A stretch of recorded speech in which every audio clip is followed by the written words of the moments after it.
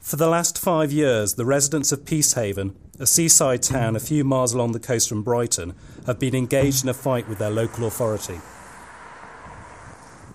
They want to stop a massive £300 million waste treatment plant being built on the edge of their community. This is the area in Peacehaven, edge of what is now the South Downs National Park, and they're putting the sewage treatment works at this location here in this greenfield site. In fact, the best site selected by the Southern Water Zone experts is actually just outside Brighton and Hove here at Shoreham Harbour. And instead, what they're choosing to do is to pump it through pipes all the way along here, up here, all the way out to here, and then process the sewage in the middle of this greenfield site in Peacehaven. The intended site, which they reckon will be the size of 17 football pitches, is at the foot of the rolling hills of the South Downs. The water company came up with a short list of 8 sites, which included 3 brownfield sites, all of which were technically feasible, but they selected Peacehaven. Whether this was because they felt they would find less vocal opposition in Peacehaven than elsewhere, I don't know, but they were quite wrong, because as it turns out, there is considerably very vocal, very active opposition to it in Peacehaven. If you look behind me, this isn't a brownfield site. This has been here since the Ice Age. It's a greenfield site. It's adjacent to the area of outstanding natural beauty, and now we've got a newly designated South Downs National Park. It's completely in the wrong place. If I'm a tourist up on Firle Beacon, the last thing I want to be striding along the South Downs and then say, well, what's that down there? That's a sewage farm. Not a good advert for the area. Not a good advert. Locals are meeting tonight at the Meridian Centre to discuss their latest and last chance to halt the development.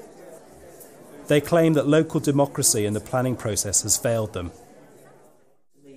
Even though the legal action is being backed by legal aid, the residents have still had to dig deep into their own pockets to cover the other side's legal costs.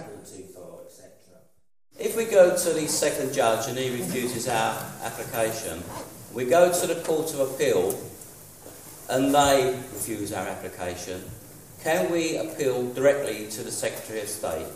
What would happen if we appealed and we were refused? That the first refusal would be on paper, and then you would have a second chance of an appeal in front of a judge again.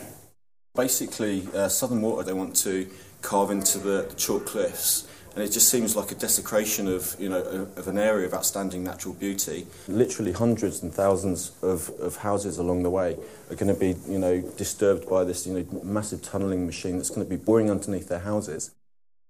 They're going to build an 8-metre tunnel, 30 metres down below our house where I'm standing, and it will come across the front of our driveways, through underneath the sitting room of the house of 234A, and it'll continue underneath the flats and across the park into the Meridian car park.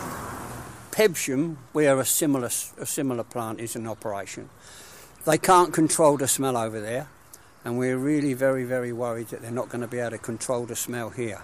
And smell you can't do anything with. If it looks unsightly, you can turn your eyes away. If it smells, you can't do much about your nose, can you?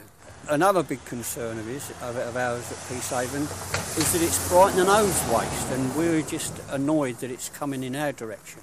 It's unwanted. There's no need for it. I just don't think it's a neighbourly thing to do, to dump your problems on a smaller community that happens to be a little way along the coast. Shortly after the film was shot, the High Court refused permission for the judicial review. After 5 years of successfully battling against the development, the locals have had to give up the fight.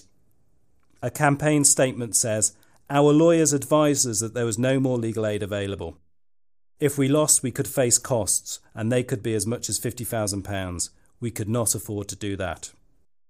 Southern Water made the following statement: "We note the decision of the High Court and remain committed to working with the local community on this project and bringing unprecedented environmental improvements to this important stretch of the South Coast."